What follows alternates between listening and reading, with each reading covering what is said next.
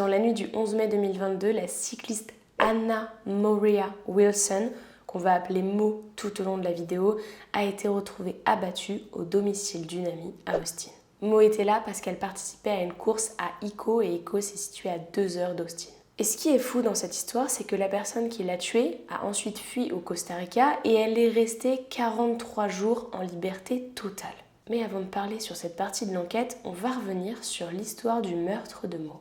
Hello, j'espère que vous allez bien. Je suis très contente de vous retrouver aujourd'hui pour une nouvelle vidéo. Et comme il fait un peu froid, je vous laisse le temps de prendre votre chocolat chaud, votre thé ou toute boisson chaude et on y va.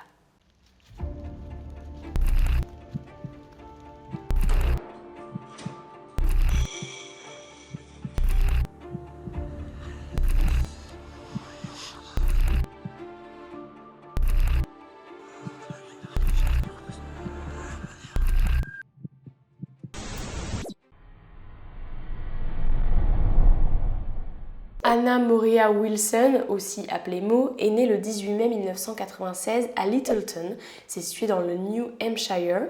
C'est la fille d'Eric et de Karen Wilson et elle a un frère de qui elle est proche et qui s'appelle Matthew Wilson.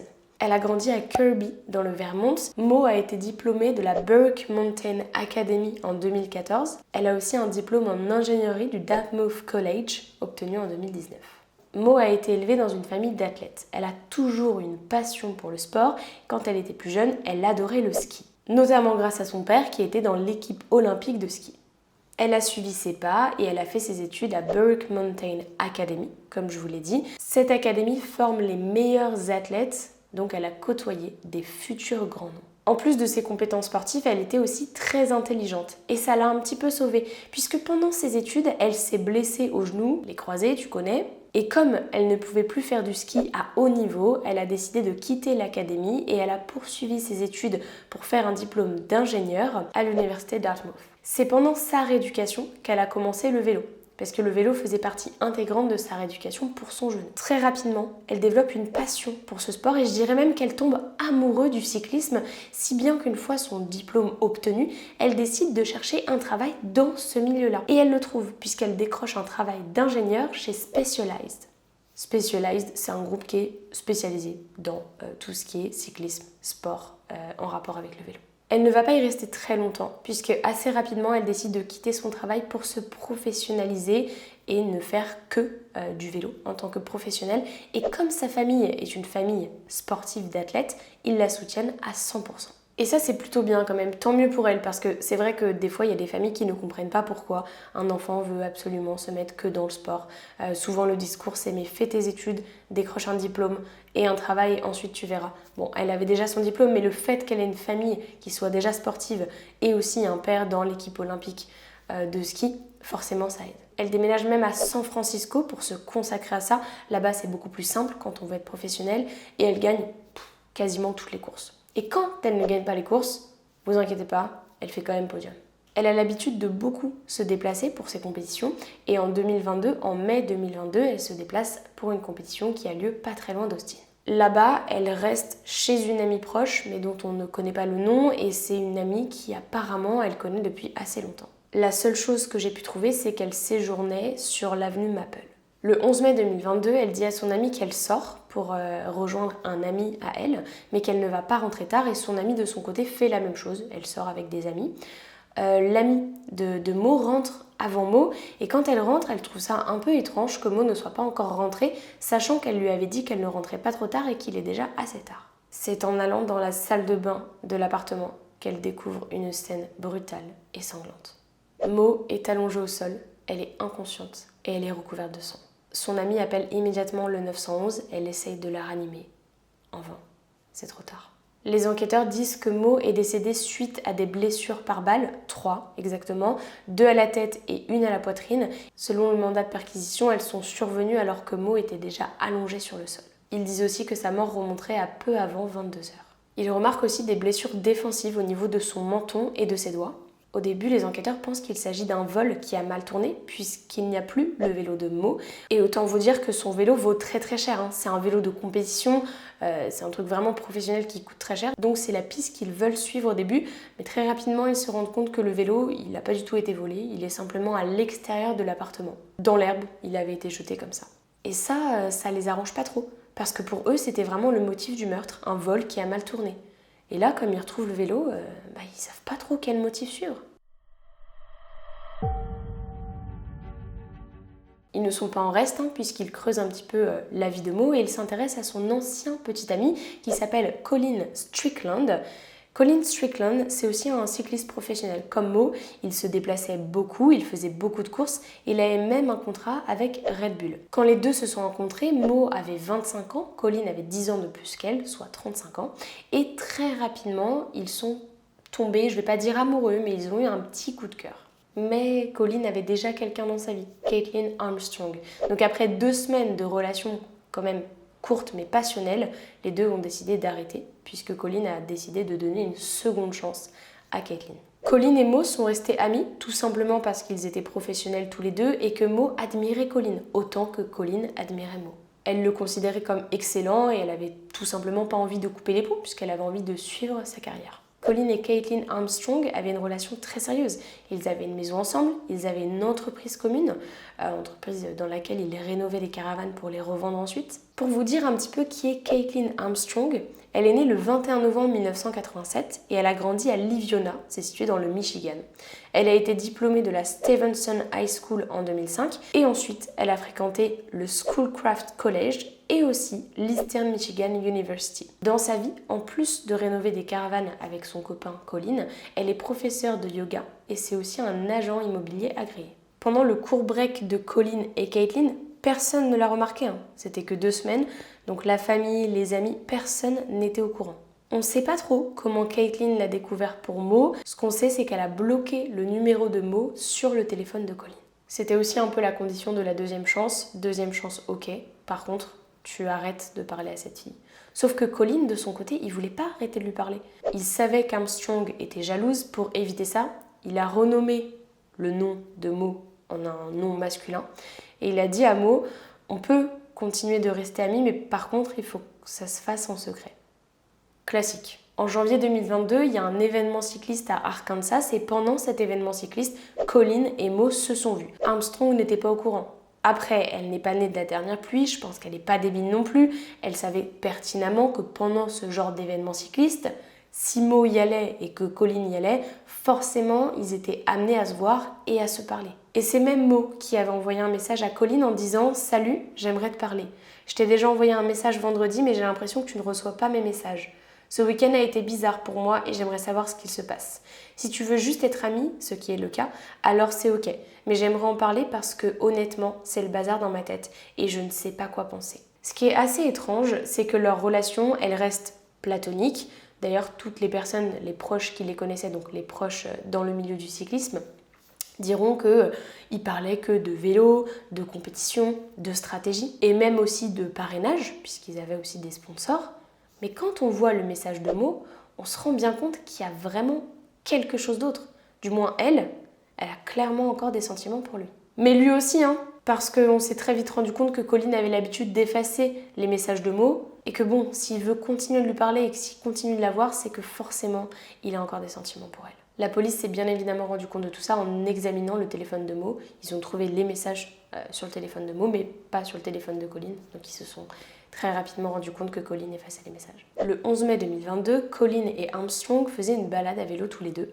Et à un moment, Colin lui a dit « Écoute, il faut que j'aille acheter des fleurs parce qu'il y a une cycliste qui est décédée. Et j'aimerais acheter des fleurs pour cette cycliste qui est décédée. Donc je te laisse et puis on se rejoint plus tard à l'appartement. » Ce qu'il n'a pas fait. Il est rentré chez lui. Il a récupéré sa moto et il est allé chez Mo en moto. Il était un peu avant 18h quand ils se sont retrouvés. Ils sont allés nager ensemble à la piscine et ensuite ils ont mangé ensemble dans un resto de burger, Pool Burger. Après ça, Colin a ramené Mo chez elle et il est parti. Il était un peu avant 20h30 quand elle est rentrée chez elle. Colin envoie même un message à sa copine en lui disant « Je suis ici, est-ce que je te ramène quelque chose à manger ?»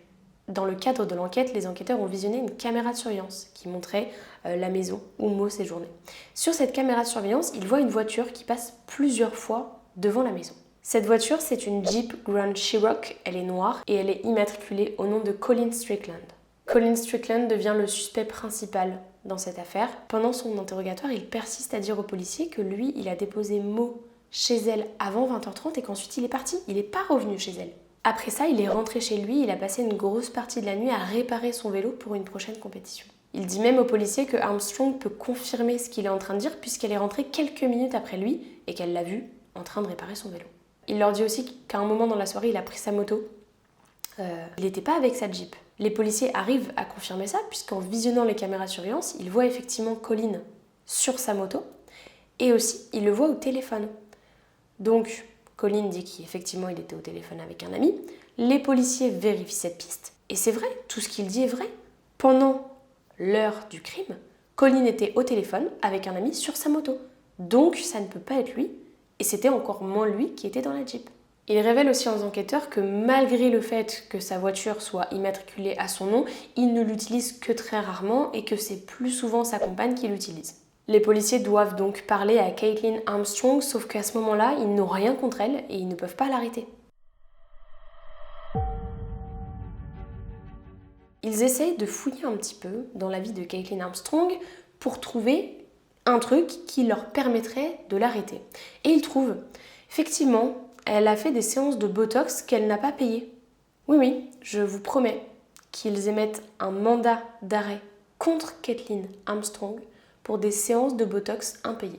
Pendant son interrogatoire, Caitlin Armstrong confirme aux policiers qu'ils avaient passé la journée ensemble, qu'ils avaient fait du vélo, que Colin s'était absenté pour aller chercher des fleurs.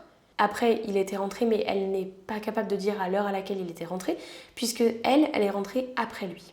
Jusque-là, elle confirme tout ce que Colin a raconté aux policiers. Les policiers demandent à Armstrong pourquoi la Jeep noire a été vue plusieurs fois devant chez Mo. Armstrong dit « Alors, moi, je ne sais même pas où Mo habite, je ne savais même pas qu'elle était là, je ne savais même pas que Colin lui parlait, et en plus de ça, j'ai pas pris la Jeep. » Petit à petit, elle change sa version. Elle dit aux enquêteurs « J'avoue, j'ai pris la Jeep, j'ai conduit, j'ai pris l'air. En fait, j'avais besoin de me changer d'air parce que j'ai appris que Colin et Mo parlaient encore et j'avais besoin de me vider la tête. Donc oui, j'ai pris la Jeep et je suis partie faire un tour. Par contre, je suis pas allée chez Mo. Les policiers savent maintenant qu'elle était consciente que la relation entre Colin et Mo continuait, mais ils savent aussi qu'elle avait déjà exprimé un fort désir de tuer Mo parce que selon un informateur qui la connaissait bien, elle avait récemment acheté une arme à feu ou elle prévoyait de le faire. Après ça, elle a dit aux policiers « Écoutez, moi je n'ai plus rien à vous dire, là j'ai qu'une envie, c'est de partir » et ils n'ont pas d'autre choix que de la laisser partir puisqu'il y a une erreur. La date de naissance qui figure sur le mandat d'arrêt est différente de sa date de naissance dans la base de données. Donc, pour vice de forme découlant de cette divergence, ils sont dans l'obligation de la relâcher. Cependant, en analysant son langage corporel, les enquêteurs se sont rendus compte qu'elle tournait très souvent la tête et qu'elle roulait les yeux de manière assez colérique. Ils gardent un doute sur elle. Mais Armstrong, elle n'est pas seulement partie, elle a disparu. Car quand les policiers obtiennent un réel mandat d'arrêt contre elle, ils ne la trouvent pas. C'est Colin qui avait donné une autre information à la police. Il avait dit qu'il avait acheté 2 armes de poing, une pour lui et une pour Armstrong, dans le but de se protéger. Grâce à un mandat de perquisition, les policiers ont récupéré les 2 armes à feu dans leur maison et ils ont aussi trouvé une douille usagée d'une arme, un pistolet SIG Sauer P365. Cette arme appartenait à Armstrong et elle avait une correspondance significative avec d'autres douilles usagées qui avaient été retrouvées sur la scène de crime. Le mandat de perquisition a également révélé qu'Armstrong s'était rendu dans un champ de tir avec sa sœur, Christine Armstrong, qu'on appellera aussi Chrissy, pour tout simplement apprendre à tirer. Le 17 mai 2022, un mandat d'arrêt pour meurtre au premier degré est émis contre Armstrong. À ce moment-là, Colin s'exprime sur son Facebook et il semble assez choqué et touché de ce qui se passe et de ce qu'il apprend puisqu'il déclare « Je suis sous le choc de la mort de Mo Wilson et des faits révélés au cours de l'enquête. Je ne peux pas imaginer la douleur que ressent sa famille et ses amis proches. Il n'y a aucun moyen d'exprimer de manière adéquate le regret et la torture que je ressens face à ma proximité avec cet horrible crime. Je suis désolée, je n'arrive tout simplement pas à donner un sens à cette tragédie insondable. Même si cela ne sera qu'une maigre consolation pour tous ceux qui ont pris soin de Mo, je veux que vous sachiez que j'ai pleinement coopéré avec les enquêteurs depuis que j'ai appris la terrible nouvelle et je continuerai de le faire jusqu'à ce qu'une certaine forme de justice soit rendue. Après notre brève relation en octobre 2021, nous n'étions pas dans une relation amoureuse, seulement platonique et professionnelle. Ce n'était pas mon intention de poursuivre une relation amoureuse auxiliaire qui induirait qui que ce soit en erreur. Moria et moi étions tous les deux des leaders dans ce sport de niche et solitaire qu'est le cyclisme, et je l'admirais beaucoup et la considérais comme une amie proche. Je suis profondément attristée par sa perte. De son côté, Armstrong, toujours aucune nouvelle d'elle. Et c'est Christy qui, lorsqu'elle est interrogée, déclare aux policiers que quelques jours auparavant, elle devait amener sa sœur à l'aéroport pour qu'elle rentre chez elle, mais finalement, elle avait décidé de rentrer chez elle en voiture. Ce qui est quand même étrange, parce qu'on passe d'un vol de 4h30 à un trajet en voiture de 30 heures. Ça n'a aucun sens. Les policiers se disent peut-être qu'elle a menti à sa sœur et qu'elle a tout simplement pris un autre vol avec un autre nom. Bingo! Chrissy, aka Caitlin Armstrong, a pris un vol pour se rendre au Costa Rica. La seule chose que les policiers savent à l'instant T, c'est qu'elle est dans une auberge, qu'elle s'appelle Beth et qu'elle est professeure de yoga. Quand ils arrivent là-bas, elle n'est pas là, mais ils apprennent qu'elle s'est rendue à Santa Teresa, qui est je ne vais pas dire une ville, mais un petit village qui est assez populaire et qui est assez touristique. Si elle est allée là-bas, c'est parce qu'il y a une compétition de surf, donc les policiers s'y rendent, ils s'habillent en touristes et ils observent. Pendant ce temps-là, une autre équipe de policiers se rend dans le studio dans lequel elle donnait des cours de yoga. En ouvrant son casier, ils découvrent un passeport avec une autre identité, mais aussi un reçu pour de la chirurgie esthétique, un reçu de 6 360 $ sous le nom d'Alison Page. Ils contactent le chirurgien et grâce à lui, ils obtiennent des photos avant-après et ils se rendent compte aisément que d'une part, elle s'est coupé les cheveux et d'autre part, elle est devenue brune. Et ça match avec le rapport des policiers qui sont à Santa Teresa, puisque en étant là-bas, ils ont remarqué qu'une femme avait un pansement sur le nez. Ils trouvaient ça un peu étrange. Ils lui ont posé des questions, elle a dit que c'était à cause d'un accident de surf, et cette femme avait les cheveux courts et elle était brune. Ils avaient un petit doute sur elle, mais bon, la personne qui recherchait était une personne blonde. Mais maintenant, avec ce que les policiers qui étaient au studio de yoga leur disent, ils savent très bien qu'Alison Page n'est autre que Kathleen Armstrong. Les policiers n'arrivent pas à l'arrêter puisqu'elle a encore disparu. Ils décident de la prendre à son propre jeu. Ils publient une petite annonce, comme quoi un certain studio de yoga chercherait une professeure. Ils savent très bien qu'elle cherche désespérément à travailler. C'est une certaine Harry qui les contacte. Elle loge à l'auberge Don John à Santa Teresa. Ils s'y rendent pour la rencontrer et première chose qu'ils se disent, c'est qu'elle ressemble énormément à Kathleen Armstrong, mais on n'est sûr de rien. Il la joue fine. Les détectives lui parlent en espagnol. Les policiers se disent, si c'est une locale, elle va réussir à répondre du tac au tac. Si ce n'est pas une locale, elle répondra pas. C'est ce qu'il se passe. Harry, aka Armstrong, sort Google Traduction pour pouvoir leur parler. Le policier en face d'elle est sûr qu'il s'agit de Caitlin Armstrong. La chasse à l'homme, enfin la chasse à la femme, s'arrête 43 jours après le meurtre de Mo, le 29 juin 2022, et il la ramène à Austin. Le procès de Caitlin Armstrong s'ouvre et il dure 2 semaines. Les analyses médico-légales des doubles de balles retrouvées sur la scène de crime confirment que ce sont les mêmes qui ont été retrouvés chez Colin et Armstrong. La défense dit cependant que ce n'est pas une certitude à 100%, c'est pas une piste qu'il faut prendre pour acquise, et ils ont raison. Ils disent aussi que toutes les pistes n'ont pas été suivies, puisque les enquêteurs ont dans un premier temps voulu tester la piste de viol, cependant ça a été complètement arrêté. Et voilà, la défense dit mais il n'y a pas cette piste qui a été testée. En plus de ça, il n'y a aucune preuve concernant la personne qui conduisait la Jeep, puisqu'à aucun moment sur les caméras de surveillance on voit de visage. L'accusation de son côté dit que Armstrong était certainement sur l'ordinateur quand elle a vu un message apparaître de Mo, puisque les messageries devaient être connectées, et c'est comme ça qu'elle a su où Mo habitait et qu'elle a pu s'y rendre. Elle aurait même utilisé une application très connue pour rentrer ses performances sportives, Strava, pour suivre les mouvements de Colin. Et là aussi où l'accusation frappe fort, c'est que des traces d'ADN de Caitlin Armstrong ont été retrouvées sur le guidon et aussi sur le siège du vélo. Donc c'est difficile de nier que c'est elle qui a jeté le vélo. Quand Armstrong disait qu'elle ne savait pas que Colin continuait de parler à Mo, elle mentait puisqu'une amie à elle a confirmé à la police que pendant un dîner, Armstrong était vraiment bouleversée, elle ne se sentait pas bien et elle lui aurait raconté qu'elle avait découvert que Mo et Colin allaient se voir à Austin. Elle s'est un peu énervée et quand son amie lui a dit « Si vraiment ils se voient, qu'est-ce que tu feras ?» Elle lui a répondu « Je la tuerai ». Le 21 juillet 2022, Caitlin Armstrong est inculpée alors qu'elle plaide non coupable. Elle est détenue sous caution de 3,5 millions de dollars à la prison du comté de Travis. Autant vous dire qu'elle ne va pas sortir tout de suite. Le 12 octobre 2023, Armstrong a quand même réussi à s'échapper de la prison. Elle a demandé à aller en visite médicale, ce qui lui a été accordé, et pour sa visite médicale, elle est sortie de la prison. Une fois dehors, elle a couru pour s'échapper. Elle a un petit peu réussi, mais pas totalement, puisque ça a duré 10-15 minutes avant qu'on l'arrête de nouveau. Et elle avait prévu le coup, puisque sous ses vêtements de prisonnière, elle avait mis d'autres vêtements.